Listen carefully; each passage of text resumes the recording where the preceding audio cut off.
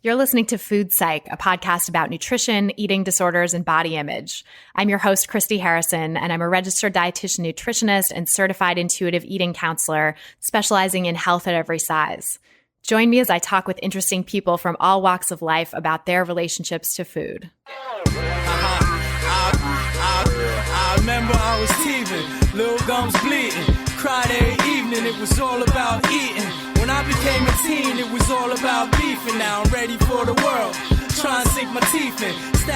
Hey guys, welcome to episode 76.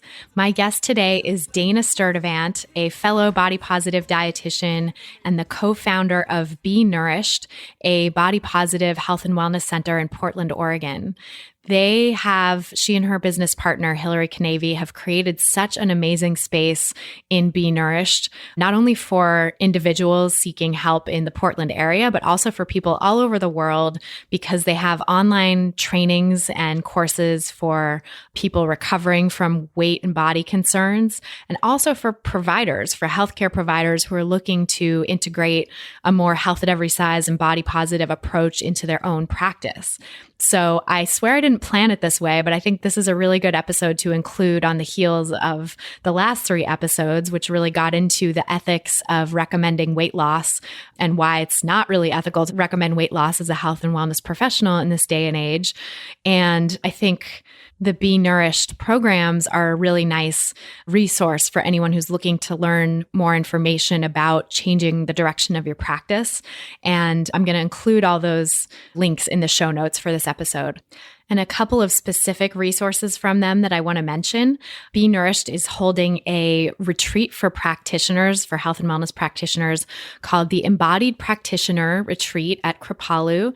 It's November 6th through 9th of 2016. So that's really soon, but I'm going to put a link in the show notes because there are, I think, some last minute reservations available, maybe very few at this point. They have continuing education credits available for that as well. And then the other thing that they are promoting that I wanted to highlight for you guys is a course called the No More Weighting e-course, weighting spelled W-E-I-G-H-T-I-N-G, weighting. So it's geared toward helping the general public become more body positive and recover from body shame. You can find out more about that on their website too. I'm going to put that link in the show notes, and it starts November 28th. I also want to mention that in this episode, Dana and I talk about vegetarianism, and I swear I did not plan this to come out at this time, but I recently wrote a piece for Refinery29 about considerations if you're thinking about going vegetarian. So I'm going to put that in the show notes too. And I just want to highlight that as a resource in case anyone is listening who is at all triggered by hearing about how someone went vegetarian. I don't think it would be particularly triggering, but I never know in case, someone's listening in the depths of an eating disorder where any sort of idea about how to eat might be triggering. But just know that, as the episode goes on, you'll hear more of Dana's philosophy about this and how she emphasizes choosing any sort of eating pattern from a place of body confidence and body trust, not from a place of lack or a place of shame. So we'll get into all of that in the episode very shortly. Just a couple of quick announcements before we do. We're sponsored today by my intuitive eating online course, which you can find at christyharrison.com/course. It's a 13-week online course to help you make peace with food, learn to trust your body again, and learn to nourish yourself from a place of self-care, not one of self-control. You can learn more about the course and sign up at christyharrison.com/course. And finally, in lieu of my usual request to submit iTunes reviews, which are always much appreciated, and I would still love you guys to do, I would rather request something else from you this week, because in just a week, it will be Election Day in the United States, if you're listening to this episode the day it comes out. And I have really tried to keep body politics and electoral politics separate on this podcast because I love you all. And I know that not everyone who listens to this is a dyed-in-the-wool Democrat like I am, but I just have found that events in this election have really made it impossible to keep those two strains of politics separated any longer. So today I'm making a political endorsement for the first time ever on this podcast. If you're an American citizen, please get out there and vote for Hillary Clinton next Tuesday. She is the only viable candidate in this election who has respect for all bodies, regardless of size, gender, ethnicity, and all the other forms of diversity. And a vote for Hillary is really a vote for the world that I'm trying to create with this podcast, a world that is accepting and inclusive of all bodies and that allows us to be free to be who we really are. And I don't want to live in the world of Hillary's opponent. I'm taking a cue from Michelle Obama, not even saying his name. I'm just going to say Hillary's opponent because I think even saying his name gives it power. And I don't want to do that because I don't want to live in his world. I think we need to push back against that world of body shame and hatred and misogyny, which is legitimized and overtly encouraged in his worldview. So in my book, the leader of the free world does not get to be someone who calls women Miss Piggy or who criticizes their weight and shape on a national stage or who brags about grabbing them by the lady parts. That is not okay. So as a way of supporting the podcast this week, please get out there and vote on November 8th for Hillary Clinton. Do everything you can. Submit an absentee ballot if you need to, but please show your support for Hillary. That will be a way of showing support for the podcast too, because if she doesn't win, I might have to move out of the country and that would take up a lot of my time and take time away from the podcast. So you don't want to do that. If you want the podcast to keep going, vote for Hillary. And now, without any further ado, let's go talk to Dana Sturtevant. I spoke with her via Skype from her home in Portland, Oregon. So tell me about your relationship with food growing up. So I grew up in the Midwest in the 70s, and that community wasn't very particularly health conscious. You know, I didn't grow up in a family that thought a lot about nutrition. And I think really that was a time in our culture for many that people didn't think a lot about the quality of food that they were eating. There were, back in the day, of soda bottles, you know, bottles of Coke, glass bottles that you would take back to the grocery store. You know, there was always a row of Coca-Cola on the bottom of our refrigerator. My mom did some gardening. I remember a garden a few years, and we'd eat from the garden a bit. My mom cooked quite a bit. We had family meals together, but there wasn't a lot of attention to nutrition per se. I grew up eating sugary cereals for breakfast. I know my mom, when she listens to this, she'll kind of hang her head, and she really doesn't have to be embarrassed by it. I don't have any bit of shame around it. But, you know, I remember I actually had Snoopy dog bowl, like my cereal bowl was like a bowl that looked like a dog bowl. And it was like, you fill the bowl with cereal and you eat it, you know. So I grew up eating Lucky Charms and Count Chocula and all the cereals that, you know, other parents might not have allowed their kids to have. But then I'd have kids coming over to my house and they'd be like, Lucky Charms, and they'd go crazy. And we had Little Debbie's in the cabinet, and kids that weren't exposed to this a lot would eat a lot more of them than I would, because it was something I just had. Mm-hmm. So as I got a little older, I started to become a little more conscious of food just when those thoughts about my body started to come in. But as a really young kid, that's basically what it was like. Yeah. How old were you when that consciousness started to happen? Oh, I would say, you know, I grew up playing Barbies. You know, we'd take over the living room with Barbie. I have 2 sisters. So, you know, there was some consciousness about bodies from playing with Barbies. And I remember being really obsessed with her waist and wanting her clothes to fit tightly around her waist. Like a lot of the dresses and stuff I had didn't have a tight snap. It was like there was some looseness. And I always thought it should be tighter. It should be really wrapped around there. So certainly some consciousness about beauty standards, playing Barbies, but probably my own awareness of my body, I would say around 4th or 5th grade. Yeah. And what happened then? I'm fortunate that I didn't grow up with a mom that was conscious about dieting. I think my mom did diet a little bit, but nothing major. So she didn't disparage her body around us. That's very fortunate. Yeah, I feel very lucky. She had her own relationship with her body, and I'm sure at times felt insecure about it, but she didn't ever project that onto us. You know, I think just kind of all those cultural messages we absorb through watching Disney and what the princess looks like and what Barbie looks like and how my body's different. And, probably that awkward age of puberty. I remember, the first body shaming comment I got, I think was in 6th grade when a boy in my class called me thunder thighs. Oh, how does a 5th grader, 6th grader know that? I know. I don't know, but I remember being on the playground and that was probably one of the first body comments I received. And I remember laying in bed sometimes at night thinking, I'm not going to eat anything tomorrow, and wanting to change the size of my body. But then I'd get up and eat. I never followed through. That's fortunate too. Yeah, and that's really fortunate as well. Absolutely. Yeah, I remember laying in bed thinking about restricting, but it just wasn't ever something that I came to. I remember sneaking food a bit at that age too. I remember being obsessed with these Carnation instant breakfast bars.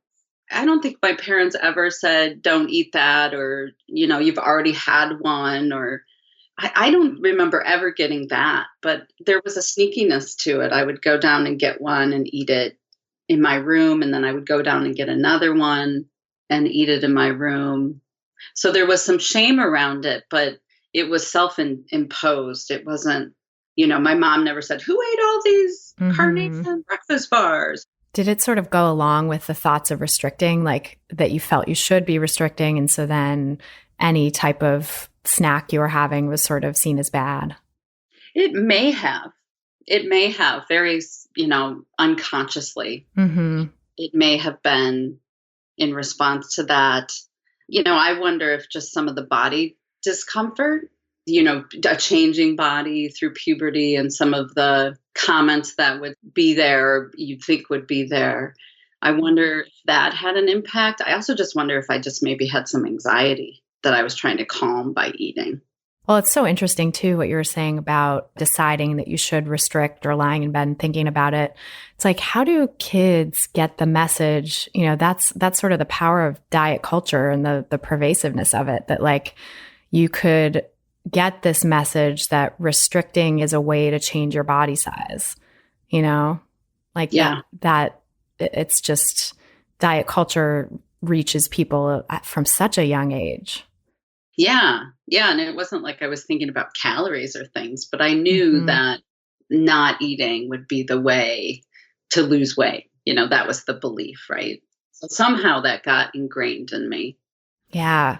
I mean, it's funny because, now knowing what we know about health at every size and the realities of weight science, it's like, that's not the way, but that message is so pervasive. Yeah. Yeah. Oftentimes I talk about how we're indoctrinated into this before we can even give informed consent. So true. That we haven't consented to this when we start participating. And it often is the result of teasing or being made to feel bad about our size. Yeah. There's some message through watching, Miss America pageants and playing with Barbie and watching Disney movies that, we just start to internalize that ideal. And somehow through subtle and not so subtle messages, if I want to change the size of my body, I should not eat, Mm-hmm. But thankfully, I didn't really, I never woke up the next day and followed through with the plan. Yeah. What do you think protected you from that?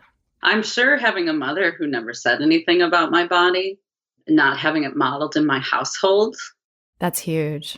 Yeah, I'm sure that's a huge part of it. I think just the biological drive to eat. Right. And not being a person that finds restriction particularly, I think for some it's almost like there's just maybe a genetic predisposition to it. Mm-hmm. I don't know. I've also heard people say that like it's pleasurable, or it's sort of, they stumble into it in a way that it's numbing some emotions that are coming up, or it's somehow like is useful in some way. Not, beyond just changing your body. It's like to sort of escape or numb out or deal with something that's going on emotionally at home or whatever. And that's kind of the way in sometimes for some kids, which makes sense because the biological drive to eat is so powerful that to overcome it, like the restriction has to have a lot of benefit, right? Yeah. Yeah. There's a buzz with it or a hit with it or something. Yeah. Where I had thoughts about restricting, but then they probably resulted in some of that backlash eating. And I probably did more of the numbing out and the rewarding through turning to food instead of away from it. Yeah. That makes a lot of sense. Yeah. So did that become a pattern for you then, turning to food for numbing and comfort? I don't remember doing it. I remember a phase in my life where I was eating those bars and kind of sneaking them, but I don't remember that being pervasive in my life. I ate with a lot of pleasure and gusto. I had friends that loved food. So, and when you're 16 or 15 or 14, when you don't have many options for what you can do with your friends, a lot of times it's like you go to the mall and you eat regardless of hunger. And, so I did probably a lot of non-hunger eating, but it wasn't in that sneaky, shamey way growing up. More just social bonding and something to do with people. Yeah. Yeah.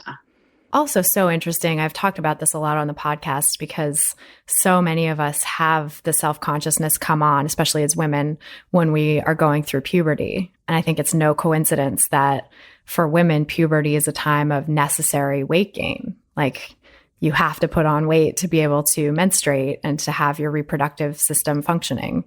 And yet we're all made to feel such shame about that, Yeah, it's really pathologized. Something that's very normal and natural and healthy is really pathologized. That's when parents often get concerned. That's when medical doctors often get concerned. And I remember when I did an Evelyn Treble and Elise Rush's, I think it was the very first intuitive eating training they ever did for professionals. And I remember her talking about that natural weight gain during pregnancy. And I looked at my business partner and said, what the hell? We not know this. Every parent should know this. Every physician should know this. And instead of, having cultures that have celebrations around the time of menses and, there's like rituals and celebrations around this young girl becoming a woman officially, our culture's ritual is, hello, welcome to diet culture. Yes. It's really just so insidious.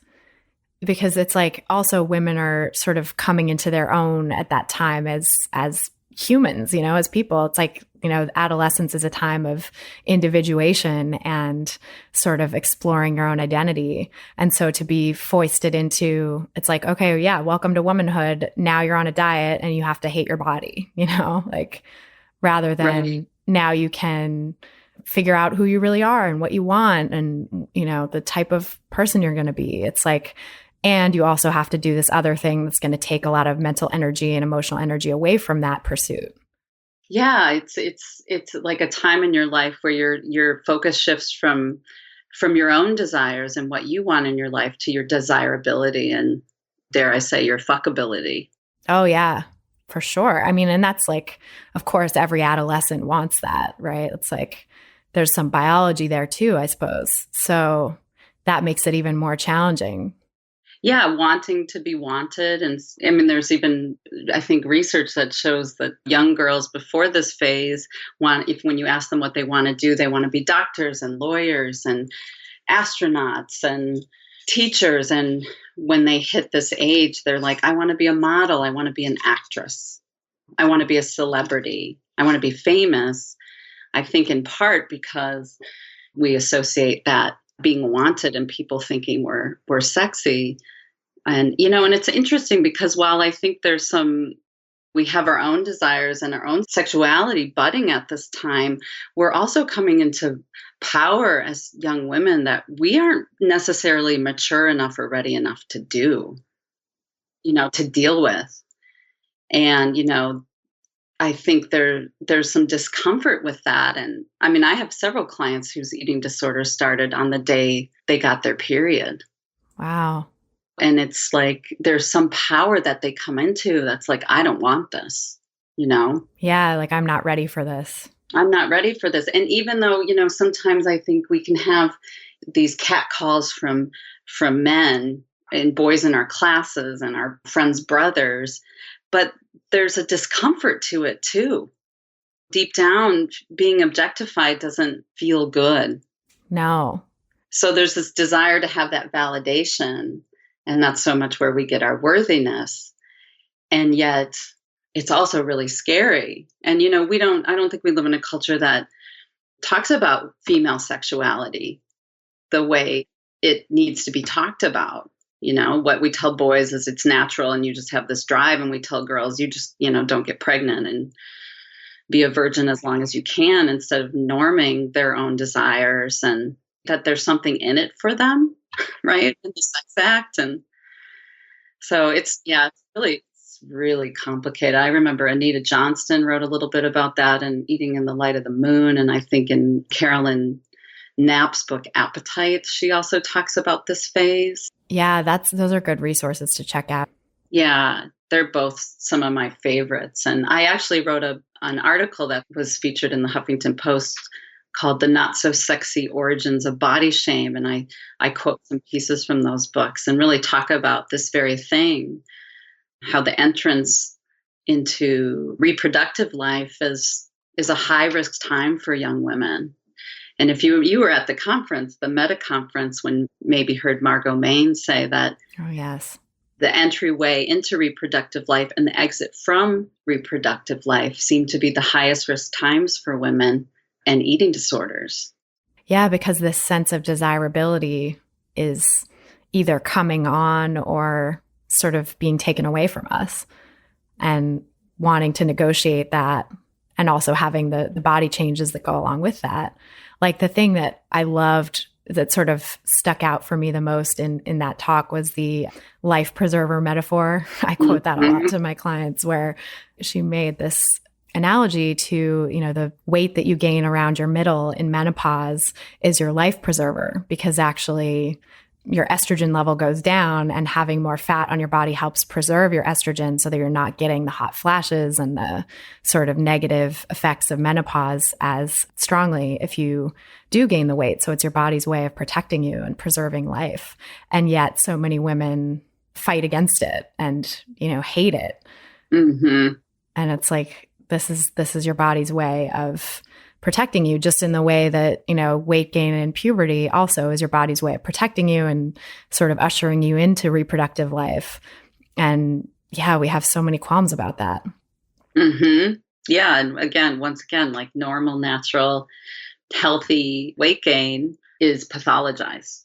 Right. And so interesting too that, on this kind of metaphorical level, the body that is prized in society by the thin ideal is a prepubescent woman's body, right? It's like, that's what a young girl before going through puberty tends to look like, not someone who has gained the necessary weight to actually have entered into reproductive life. Right. Yeah, it's like that. And you're just getting my feminist, getting up on my feminist platform here, but I'm breathing.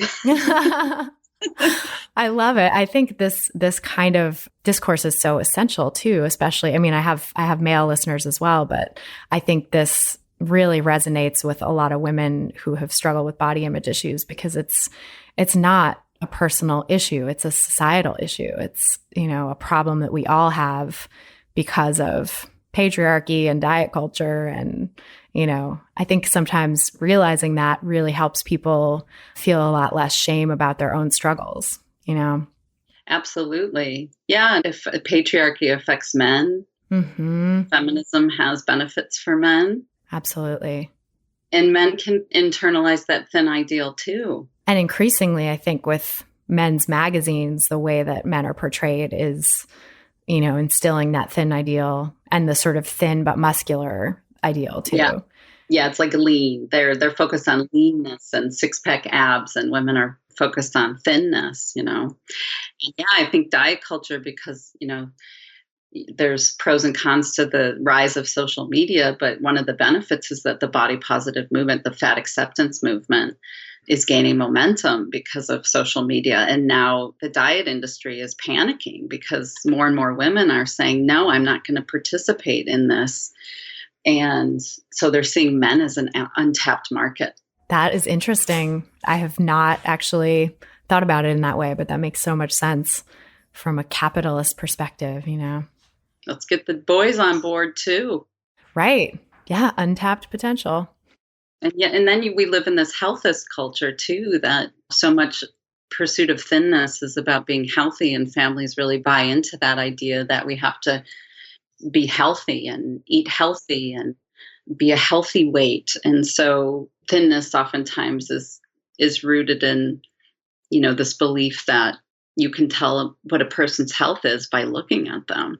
Right. Which is absolutely not true. But the diet industry has done a really good job of making that association very prominent. Yeah. You live in a culture right now that believes our health is the be all and end all to our existence, and it's a moral obligation. And if we're not pursuing health, then we've somehow failed as a human being, which is why we have so much orthorexia now. And even, why orthorexia is being debated in the medical community, because not everyone sees it as a bad thing. Right.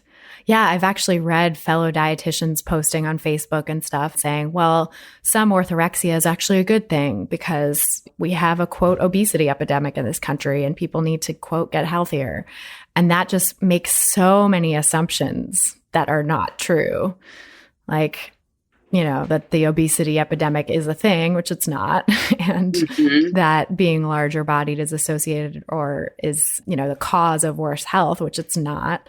And that orthorexia could ever be a good thing because the definition of it is an unhealthy obsession with healthy eating. So yeah, any level of unhealthy obsession is not actually a good thing.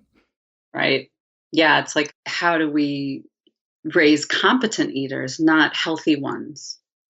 And right now there's a lot of pressure on parents to raise healthy eaters. And so, healthy eaters are different. It's different to be a healthy eater and a competent eater. You want your kids to be competent eaters. We want our kids to be able to navigate the world of food and not just be toeing the line and then going off to college and not knowing how to self-regulate because you've always had the control.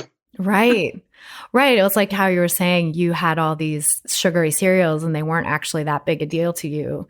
And then people would come over and be like, woohoo, Lucky Charms, and kind of go crazy, which is a story that I've heard a lot from people who were restricted of fun foods at home, growing up. It's like the friend's house where there was a candy drawer or where there were sugary cereals was like the house you wanted to be at. And you would just spend the whole time, eating those things. Absolutely. Which is like, that's what the world is when you go out and try to self-regulate. The world can sort of become like the friend's house with the sugary cereals, and you can feel very out of control and unmoored if you've never had to navigate your relationship with those foods. Yeah. Yeah. Sometimes I talk about like when you do intuitive eating, you're not on a plan, you're not following anything. So when you go on vacation, there's nothing to fall off of. There's no such thing as cheating or a bad day or a cheat day or, so when I go on vacation, I make my decisions about what I'm going to eat the same way I do when I'm home. That's amazing. That's a great way to put it. Because it's like everything is on the table always. So you're not like, there's no binge restrict cycle. There's no off plan. It's just eating. Yeah. Yeah. I mean, obviously when you're traveling, there's a bit more probably eating out because you're traveling. I look at the menu the same way I do when I'm home. What sounds good, what looks good, how hungry am I? Sometimes when people have the reins in so tight, and then they go on vacation, it's like losing the reins, switch. And then right. I'll get back on my plan on January 2nd. Never the first, because that's still the holiday, right? Mm-hmm. Do you feel like you always had that intuitive approach to food, or did things go awry for you at some point in like adolescence or college? No, I don't think I think it's shifted over time. I probably ate a lot at least in high school and early college, based on time. It's time to eat. It didn't really have anything to do with hunger, probably. I probably ate like most people. I ordered my food or I plated my food and I, stopped eating when it was gone, not because my body was telling me I was done. So I think a lot of that was related to how a lot of people eat, which is, it's time to eat. It's lunchtime. It's dinner time. And, I got the burger and fries and, it's gone. I'm done, and having the body not be even part of it. Like what sounds good. I don't think on some level, I probably did think about that, but not in the same way that I think about it now. Yeah. So your sense of connection to the pleasure of eating was not as strong. I ate things that I liked and I thought tasted good, but I just don't think I gave it much thought. I think I ate a lot of fast food in early college. I just remember getting out of class and going through Burger King drive-through a lot. Yeah, just like get it done. Yeah, and it was cheap and I was on my way home and I could just pop through the drive-through and then eat it. I probably ate some of it in the car and some of it when I got home. And really, I remember really liking, it was Burger King back in the day. I remember really liking Burger King. But I don't, and sometimes probably it was like whatever my mom had. I went to a community college, so it was probably sometimes a sandwich or something that my mom had made. I was obsessed with roast beef sandwiches with mustard for a period of time, in addition to my Whoppers and things like that. So pleasure was definitely a guide, but at the same time, I just didn't even think about what I ate. There was no I shouldn't be eating this, or maybe I should have a salad. I didn't have. I didn't think about nutrition. I completely identify with that. I used to be very out of touch. I definitely ate things I liked, but I was not savoring them or particularly attuned to the pleasure of eating. I just would kind of eat whatever, whenever. And I think I was attuned to hunger to some degree, but it was also like, get home from school and eat because it's like snack time. That's just what you do. Yep. Not necessarily thinking. And sometimes I remember having like 3 bowls of cereal or something because I would be like, I eat a bowl of cereal after school, and then one wouldn't fill me up. So I'd just keep going back for more rather than thinking ahead and being like, I'm really hungry. So maybe I should have more of a meal right now or something like that, Yeah, that's a good way to put it. That, there was definitely no mindfulness when I ate. I probably ate in the car if I picked it up and then, ate in front of the TV. I probably had a little bit of pleasure in the first few bites and then my mind was elsewhere. So when did you get the idea to study nutrition? Yeah, so this is where it's happened. So I went to a community college and just really had no awareness. And then I met a friend. I became friends with somebody who's probably one of the brightest human beings I've ever met. And I'll probably tell him to listen to this. But I met this guy that became a really good friend of mine, and he was a vegetarian, and he cared about where his food came from. And I'd never met anyone who did that. Maybe I'd met people who were dieting, but this was not about dieting. This was about thinking about how our food choices impact the planet, ethical treatment of animals, things like that. It wasn't health, what was going to be healthier for him. And he just was such a bright human being that I was very intrigued by it. And then I think I read, which I would never recommend probably this book now. It was a John Robbins book, that Diet for a New America or something. It was like the guy, Baskin and Robbins guy. And the thing that really blew me away was the environmental aspects of how we produce meat in this culture and how much water it takes to produce a pound of beef and things like that I read. And I became a vegetarian. And it was the time I became a vegetarian around the time, I'm no longer a vegetarian, but I became a vegetarian around the time where I needed to start to pick a major. because I was about done with my associate's degree. And so I had to do a science elective, and I thought, let me take a nutrition course. And at the same time I started this general elective nutrition course, I started working at a health food store, which really dates me because that's what we used to call them back in the 90s. I worked at a health food store in Miami. I don't think even Whole Foods existed, or if they did, they were only in Texas. And I worked in this health food store that was a pretty big health food store at the time, which is probably the size of what a little health food store is today. And I started working there. I worked in the deli a lot and making food. And so that dovetailed with this nutrition class. And I really liked it. I really was fascinated by the field of nutrition. And so that's how, and the school I was going to go to in Southern Illinois had a nutrition program. And I thought, great, I'm going to declare nutrition as my major. That's cool. So you came to it from sort of a place of ethics, more so than.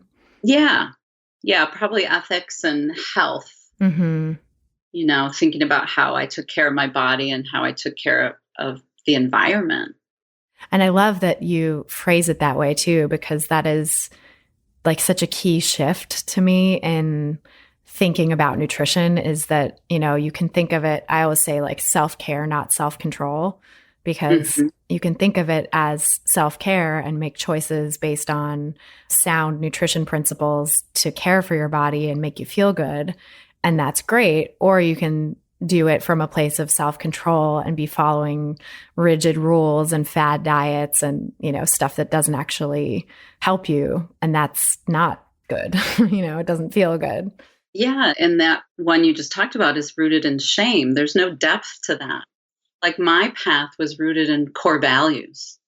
It all of a sudden became really important to me to think about this stuff. I think this is such a good topic to delve into more, because I feel like sometimes for people in recovery from eating disorders or who are learning to sort of loosen the reins on their relationship with food, it's hard to incorporate ethics and decisions about, animal welfare or how to treat the planet without getting wrapped up in that orthorexia type of thinking. So I'm curious if you have sort of thoughts or tips on how people can kind of navigate that for themselves. Yeah. My business partner often says, like, change rooted in shame doesn't stick. And so often diet culture is very shaming and healthist culture is very shaming. And so, a lot of times I still feel like I'm finessing this language in terms of my work. But one way I talk about it is, your decisions are coming from a rooted, connected place when there's no, look at me, look at what I just did. There's no puffed up sense of self when it's coming from a place of our own grounding. Right? There's no, like, if I choose to eat a salad for dinner, say, versus having fish and chips, I don't sit in the restaurant and go, oh, look at me, I just made a really good decision, right? Right. Or Instagram it and be like, look at my healthy meal. Yeah. I'm not driving home like, oh, I was so good. That was so good of me to, it might feel good, but it's not like, there's no look at me and I'm not stewing about it. And the opposite's true. If I decide to have the fish and chips instead of the salad, I'm not like, oh, did anyone see me do that? I eat the fish and chips and I'm like, yeah, I like fish and chips, right? So, I think there's not this puffed up sense of self. There's no martyrdom complex around it. I don't walk in the room. Of course, when I was first a vegetarian, when I was probably 19 or 20, of course I was like, look at me, I'm a vegetarian and there's nothing vegetarian on this menu. And right. I was obnoxious, but that's partly being 19, I imagine. But, it's not something that lasted very long. To me, there's no, like, when our change isn't rooted in shame, we don't talk about it. We're not preoccupied by it. And, I often remind my clients when their friends are talking a lot about their diets with them is that they're feeling restricted. And of course, they're more preoccupied when they're feeling restricted. And so they're going to talk about it more. But I think when it's not rooted in shame, it's not a big deal. We don't make it a big deal. We're not on a pulpit preaching, eat this versus that. It's what we do. It's our own individual thing. There's nothing to preach. It's our decision. That's a great way to look at it. Thank you. Because I think that sense of, is it coming from a place of shame or is it coming from a place of groundedness makes all the difference. Yeah. And there's this, sometimes I use this idea of standing our ground, which comes from Brene Brown's work. Mm-hmm. Just don't shrink, don't puff up, stand your sacred ground. And there's a way we stand our ground. We don't shapeshift when our decisions to eat this versus that are rooted in our core values and not being used to puff up our sense of worthiness. So say we have a mom that has been honest about our weight and tends to food police us when we eat with them. We may find ourselves, I've talked to clients about, so you're going out to eat with her and you're looking at the menu and you're like, oh, that salad sounds really good. And then you're like, shit, I don't want to eat the salad because she's going to be happy. Right. I'm not going to give her the satisfaction of me eating the salad. So they order something that they know will piss their mom off. And the opposite can be true, where we can go out with friends and, we're working on this intuitive eating thing and we look at the menu and we're like, I'm ordering that. That burger sounds amazing. And then all of your friends order and they all order salads. And then the waiter comes to you. Are you going to shapeshift and join so you have a sense of belonging by ordering the salad? Or are you going to stand your ground and get your burger and not apologize for eating it? We don't have to make comments. Oh, I had a really light lunch. Right. We don't have to make any excuses. We order the burger and we eat with pleasure and gusto, right? So there's this idea of shrinking back and puffing up, and we don't shapeshift. We stand our ground. And if our mom comments, say, Mom, I'm not trying to be good. This is what I wanted. I love that. That's a really powerful way to think about it. And Brene Brown's work is so useful for all of this because it's like shame seems to be, for so many people, the root of problems with eating.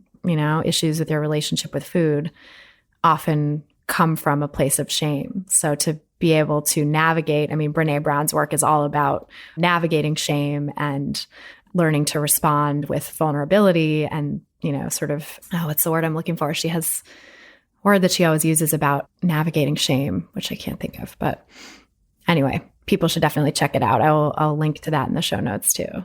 Mm-hmm. Yeah, there's this question I ask my clients that might be helpful for your listeners, which is, if you could eat anything right now and be guaranteed that it wouldn't affect your weight, your health, or your reputation, what do you want? Sounds good. What do you want to eat? And the reason why, years ago, I used to just ask that question with just, it wouldn't affect your weight or your health, but I added, or your reputation, because I was sitting with a client who was vegan and I asked him this question without the reputation piece. I just said, if you could eat anything right now and be guaranteed that it wouldn't affect your health or your weight, what would you want? Except me. And he goes, oh, shit. And I said, what? And he goes, oh my gosh, my friends would kill me if they knew. What? He said, steak. It's really interesting. He says, yeah. He says, I don't think I would ever eat it. But that's what came to my mind. And so this is what adding your reputation, that's why I added reputation. When I was vegetarian, I never would have said steak. If I had it, if I was somewhere and I was like, God, I really want that, I'd eat it. But it doesn't, it's just not something that appeals to me. Right. And that's, I think, also a powerful aspect of being in touch with your body and your sense of pleasure and desire in food, is that you don't have to eat anything just to prove something either. Like maybe for people who are in the early stages of eating disorder recovery or in the early stages of intuitive eating, that's a helpful practice for sure, to challenge yourself with things that you think you would never eat. But like once you're feeling grounded in your own sense of what would be pleasurable and what sounds good, it's like you don't actually have to force yourself to eat anything that sounds good just for the sake of it. Yeah. The reputation thing, I think, is so powerful too in this day and age of clean eating and orthorexia, because I've heard so many people say they get the identity as the healthy person, or they have an Instagram or a blog or something that people follow that, they have a reputation staked on this being a healthy person, and it really limits them in what they can eat when they go out with friends or when they appear in public or something and, are seen to be eating something else. It's like a national scandal to talk about them eating a burger or something. Right. Headline news, right? Right. We have clients here. There's a naturopathic college in Portland, and we have clients that go to school there and are binging and eating compulsively because they're trying to put on this false food front at school and be the healthy eater, and they don't feel a ton of permission to just eat whatever they want. They put on that false food front, and then they go home and they have what they want and end up in this backlash stuff. And it's because they're in the school that talks a lot about nutrition and just really sets up the orthorexia. Yeah. And especially when you're training or when you have a career staked on something like that, it feels very like the stakes are high. It feels hard to rock the boat. And I have some people who listen to the podcast who have careers in this sort of field, like naturopathic, or it's like they are literally making their living on something that is creating an orthorexic sort of attitude in them. And it's a really hard thing to navigate, I think, to live in line with your values, or to realize that what you're doing for work and something that you've invested time and money in is not in line with your values, or is actually not helping you have a healthy relationship with food or with yourself. Like that's a really tough transition. Yeah, absolutely. Well, and in dietetic school, I remember fellow students that sucked down 6 Diet Cokes in class and didn't eat. Right. Me too. I definitely could sort of spot them. Yeah. Yeah. They didn't have good color. Their faces weren't bright and alive. They looked down, and there wasn't this glow. And yeah, draws a lot of people to the field is I want to learn everything I can about calories, right? Oh, yes. I mean, for me too, like because I had an eating disorder and then disordered eating through most of my 20s. And when I went back to school, I was mostly recovered, but I also was looking for that last magic bullet. It was like the last gasp, the one diet maybe that would, quote, fix me. So I had mostly accepted my body, but I was like, well, if I go to school for nutrition, I'll probably lose weight, and that's good, And it wasn't, thankfully, somewhere along the way in my program, I discovered the concept of intuitive eating, and was also in a place in my therapy where that idea resonated. And I was doing a lot of work on self-compassion and mindfulness and the underlying issues that had sort of caused the eating disorder in the first place. So it all came together nicely. But there were some very triggering moments for sure in the studying to become a dietitian. So I feel lucky that I got out of that. Right. And we can go into that field without history and come out of it with it. Yep. So yeah, I'm curious, because I know in some of the bios I've read of you and stuff, you said that you did kind of start out in the weight management field, like so many of us in dietetics, because that's just sort of what's available, or what is kind of the general approach to dietetics. So I'm curious how that was for you, and then how you made the transition to health at every size and intuitive eating. Yeah. Well, I did very traditional schooling and a Dietetic Association accredited program. I was really into whole foods and aware of organic, and just looking at the quality of food and ingredients, and didn't want to eat a lot of food with preservatives and things like that. And so, dietetic school in the 90s wasn't really whole foods based. Back here up in Washington here in the Pacific Northwest had a nutrition program that I was very drawn to, but it wasn't accredited at the time. And I felt like, and I had a teacher I really respected that said, get your credentials, just put your head down, do your work, and then you can do what you want. You can advocate for the kind of nutrition you believe in later. But, it was very, the dietetic school is very grounded in the food groups, and food pyramid came out, and dietary guidelines for Americans. And so I always knew I wasn't going to be the traditional dietitian working in a hospital, but I really didn't know what I was going to do. So I just put my head down and did the work and got my degrees. And then I moved out to Oregon and needed a job. And at the time, I thought I might go back to naturopathic school to become a naturopathic doctor, which I just kind of go, wow, I'm so glad I didn't follow that. Yeah.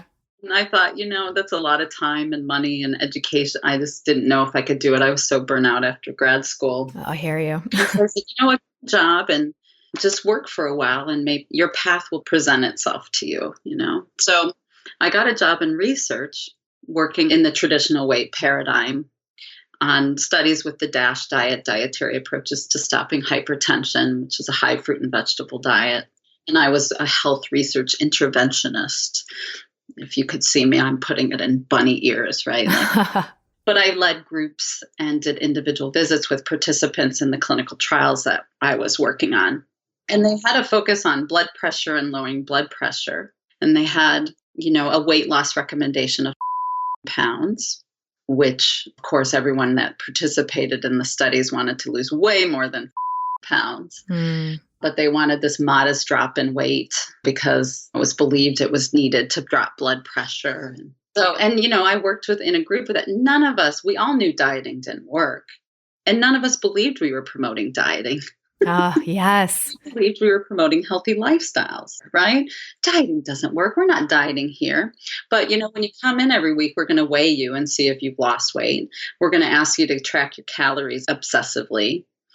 We're going to ask you to exercise according to our guidelines and recommendations and not according to what your body wants to do. And when you looked at people's food records or even talked to them, in retrospect, they were dieting. We could call it whatever the hell we wanted. They were dieting. And, this research, they'd been using the 6-month intervention for, I don't know, probably 20 years. And, it worked. And if you could see me, I'm putting that in bunny quotes. It worked, right? Lost weight on the program. It worked.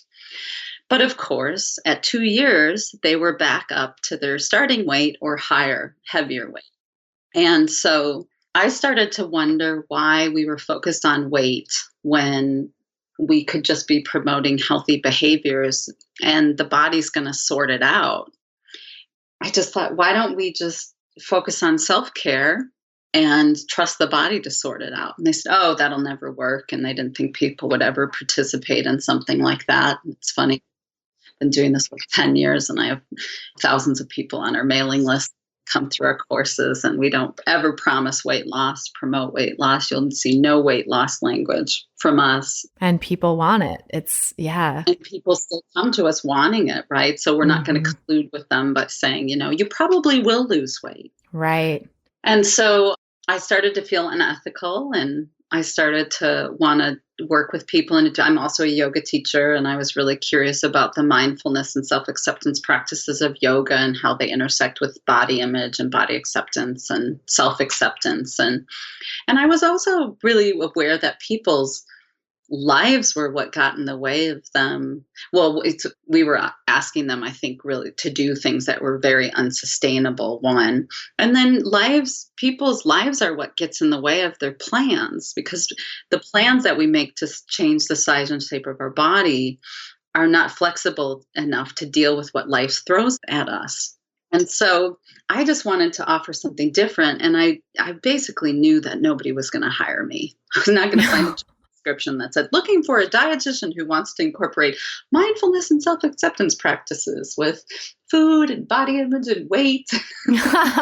And so I decided to start my own practice. And it was shortly after I started my practice that I discovered that this community of providers and this movement called Health at Every Size. And I thought, oh my gosh, I'm not alone. I'm not the only one. I'm not crazy. And then I discovered intuitive eating. And in the book Intuitive Eating, they have this chart that shows the dieting mind compared to the non-dieting mind and the non-diet mentality. And when I looked at that mentality, those two mentalities, I thought, oh, here it is right here. People in the research studies were dieting. They were on this side of the chart. They were not on this side of the chart. No wonder it didn't work. So now we have all these people.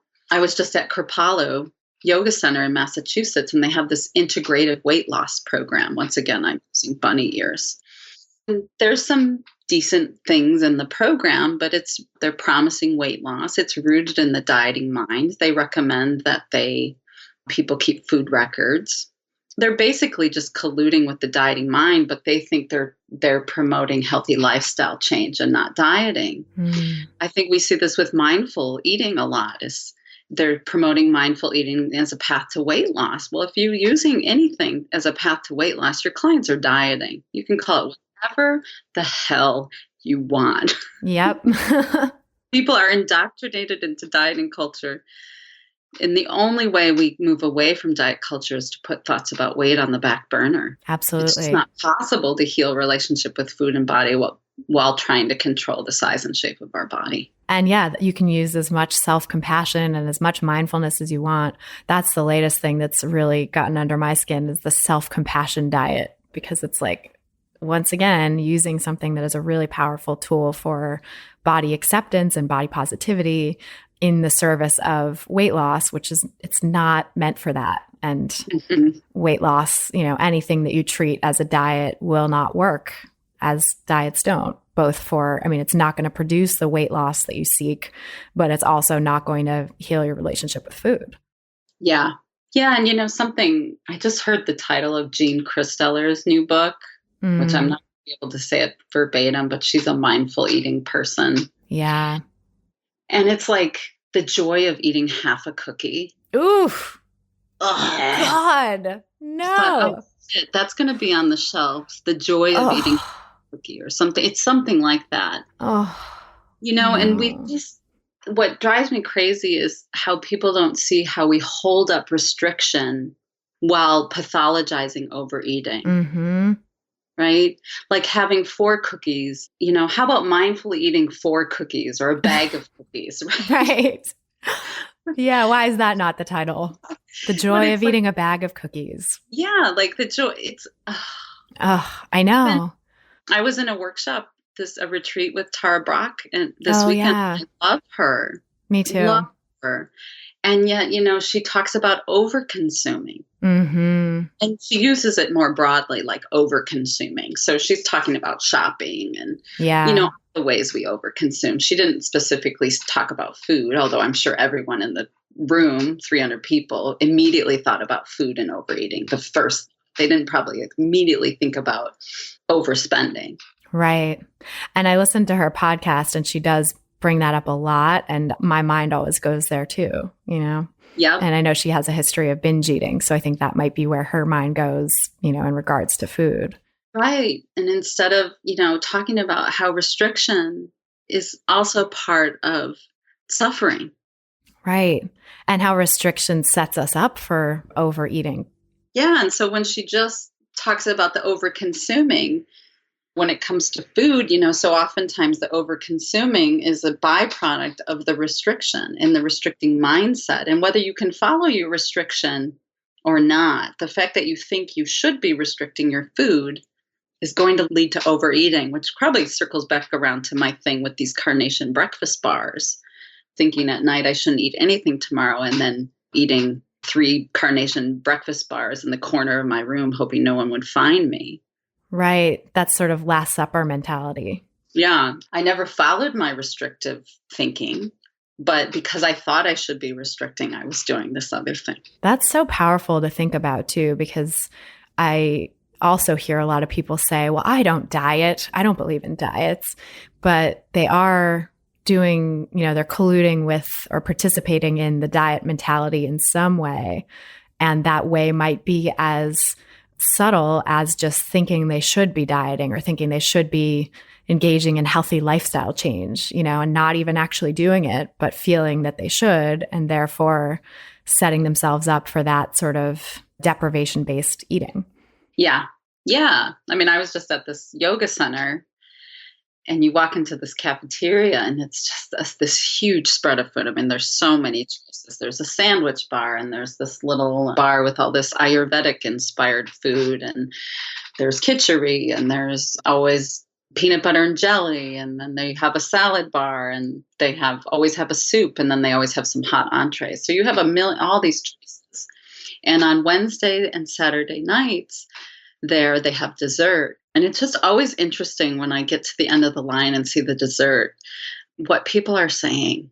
Of course, like many people take the piece of dessert right away because there might, if I wait, there might not be any. Well, Kripalu never runs out of food. They have more food. So I never take the dessert with my plate of food. Like, I'm like, oh, I'll come back if I want it, And then people, oh, I shouldn't have had that. Or, oh, it's good. It's got coconut sugar. This one's coconut sugar and it's gluten-free. And just the dialogue in this place. Nobody sees it as part of diet culture. Everyone thinks that they're doing the right thing. I'm not sitting there going, oh, should I have it? I'm like, yeah, it looks kind of good. I'm going to come back and see if I want it.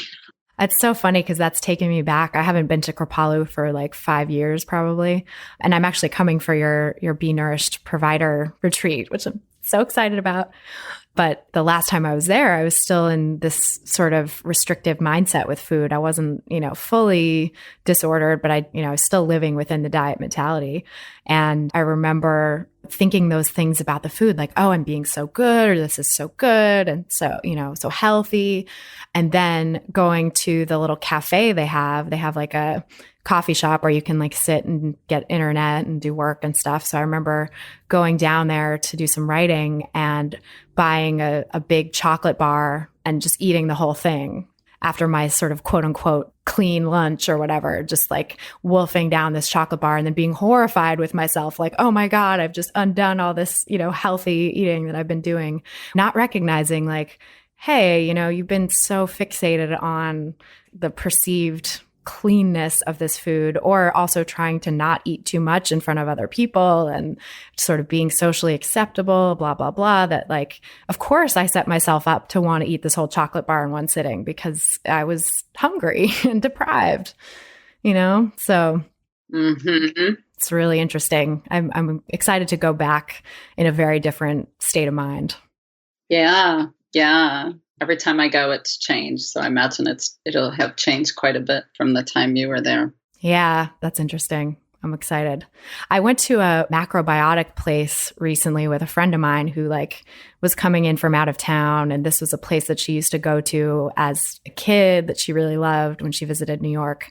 So we went there and I ordered this macro plate that was kind of their specialty, and it was delicious, but sort of filling in that way that things with a lot of vegetables and a lot of fiber are filling didn't really satisfy me. It was I just felt sort of stomach full.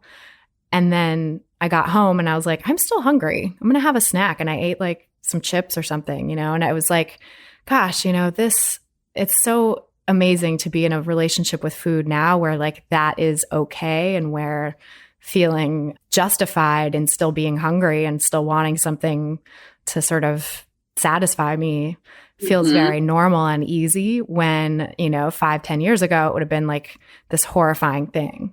Yeah. Well, the difference it is to be satisfied versus full.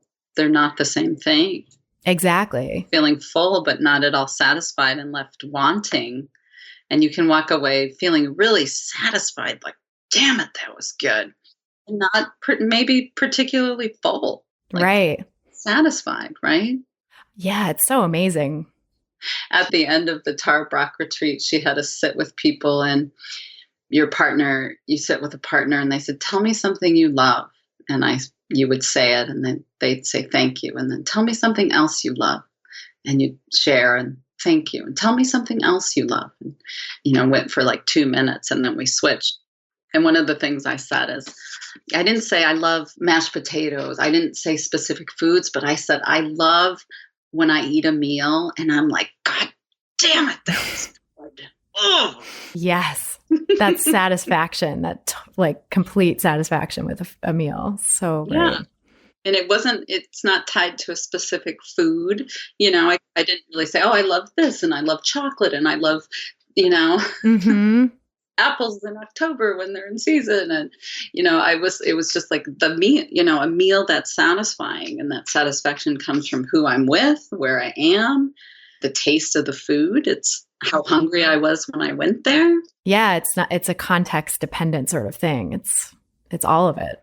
Mm-hmm. But you might get this, like when you ask your clients, what do you love to eat? They're like, I don't know. Or do you like what you're eating? Well, what the hell does that have to do with it? Yeah. Like a lot. And I'm like, I want you this week to just notice if you like what you're eating. Or are you being a martyr? Does it taste good? Do you like it? Does it taste as good as you thought it was going to be? Right? Yeah. That's a great question. Was the expectation the best part of it? So you get this dessert at the end of the Kripalu line. It maybe looks really great. Yeah. Oh my God, it sounds amazing. And then you take it and you take a bite and it's like, meh. Or you take a bite and go, whoa, that's really good. So that presence of being able to say, do I like it? But if you restrain yourself from sweets, that's not going to be your experience of their dessert at all. Right. Regardless of if you like it or not. And maybe go back for seconds, because Lord knows when you last had dessert. So true. Yeah. The quality and flavor of it has nothing to do with it at that point. It's just the reaction to deprivation and probably the reaction to hunger as well. Mm-hmm. Like wanting the sugar to get your blood sugar up sometimes. Yeah. And the minute you're told what to do, or you think there's something you should do, is the minute you're going to want to do the opposite. So true. Right? It's just human nature. Yeah, we don't like rules and restrictions, actually. No, we want a sense of autonomy and freedom. It's a very healthy thing that we want that. But human beings have this strong need to tell people what to do. Human beings also have just as strong of a need to reject what people tell them to do. Right, to create a sense of autonomy. Yeah, whether it's with food or anything. That's why this kind of change is so hard, because it's like, how do you shepherd someone through that undoing diet culture and figuring out what works for them without telling them what to do, which oftentimes, I get people saying, well, this intuitive eating stuff is great, but like while I'm learning the principles, like what should I actually be eating, And I usually don't answer that and I usually sort of use that to explore what it means to them to have rules and guidelines and to be sort of afraid of their own autonomy. Because I think it's like if I were to say, well, eat this, this, and this, I think, once you're sort of working through a lot of the diet mentality and letting go of rules and restrictions, then talking about nutrition can be useful, and talking about creating a balanced meal and something that's going to satisfy you can be done from a place of self-care and pleasure. But if you're coming into it with all these, with the diet mentality, it's like, that's not really going to do you any good for me to say, well, here's what a balanced meal could look like for you, or here's like an appropriate snack. It's like, that's not going to necessarily support this person's sense of autonomy. Yeah. I always tell people, when you read the intuitive eating book, the chapter on nutrition is in the back of the book for a reason. Yes. I say, when you get to that chapter, stop reading and go back to the front and read it again. Because if you read that chapter too early on, it's going to be really hard for that nutrition voice to be an ally instead of an opponent, right? It's just a critical voice. Absolutely. Yeah. It's like you're going to should yourself using that knowledge the same way you've shoulded yourself with all this diet mentality stuff, or all this, fad diet knowledge. Yeah. Yeah. It takes a lot to undo all of that. I really love this idea of undoing. I just read this book, The Dance of a Dissident Daughter by Sue Kidd. And she talks about your unteachers. She says, who are your unteachers? And I thought, whoa. I think in some ways, when you are moving towards a more weight-inclusive paradigm and health, embracing size acceptance and working on intuitive eating, you have probably more to unlearn than you do to learn. Mm-hmm. Right? And I thought, I think we're more unteachers here at Be Nourished than we are teachers. Well, that's a perfect segue into sharing with people where they can find you, because I think you guys are such great unteachers and have great resources, especially for people who are doing this work, like medical professionals or health coaches or psychotherapists or whatever, I think can really benefit from the work you guys are doing. Yeah, so I'm a dietitian, although I call myself a nutrition therapist because I think most people are terrified of dietitians. And my business partner is a licensed professional counselor. And we're located in the Pacific Northwest in Portland, Oregon. But our website is benourished.org, the active phrase benourished.org. And we offer courses and programs and retreats and workshops, both for the general public, for people who are personally pursuing this, and also for healthcare providers and helping professionals. We have a 6-week e-course called No More Weighting. We have a 30-day e-course for providers called Promoting Body Trust and Clinical Practice, which is a great way to learn a little bit more about how to do this work if you're a helping professional. And we just are launching a certification program for providers to become certified body trust providers. We do retreats around the country. We hope to do more and more around the country. So there's lots of ways you can work with us. And I think one thing I'll maybe leave with is we have, if you sign up for our newsletter on the footer of any page of our website, we have a 12-page downloadable workbook that's free. That's an opportunity for you to just explore this work a bit more. And we ask you questions and have you kind of walk through your life and how you came to have this relationship with food and body. It can be a really great way to explore this work. And then if you want to know more, there's programs and things you can look into. Oh, awesome. I will link to all of that in the show notes so that people can find it easily. Definitely recommend people check that out. And thank you so much for sharing your story. It's been a pleasure talking with you. It was really fun. Thank you. So that's our show. Thanks again so much to our guest for being here and to you guys for listening. We'll be back again with another brand new episode. So be sure to subscribe on iTunes or Android or whatever your favorite podcast app is if you haven't done so already. Meanwhile, I'd love to stay in touch with you online. The best way is by email. So if you join my email VIP list, you'll get exclusive tips about intuitive eating and body positivity and updates about all my work as well as new episodes of the podcast. So if you go to christyharrison.com/email, you can sign up there. That's christyharrison.com/email. And I would love to have you guys all on my VIP list. And then you can also follow us on Facebook and Twitter. We're at Food Psych on Facebook and Food Psych Pod on Twitter. I am also on Instagram, just me this time. I don't have a separate account for the podcast, but I'm on Instagram at Christy Harrison, and the first I is a 1. The music you're hearing behind me now is by a band called AWOL, and the track is called Food, used under the Creative Commons license. Thanks again for listening, and until next time, stay psyched. Stupid or scared, no work in the kitchen now. Who put you there in that perfect position now? Bullies want your food, and you ain't really beat. Have you ever went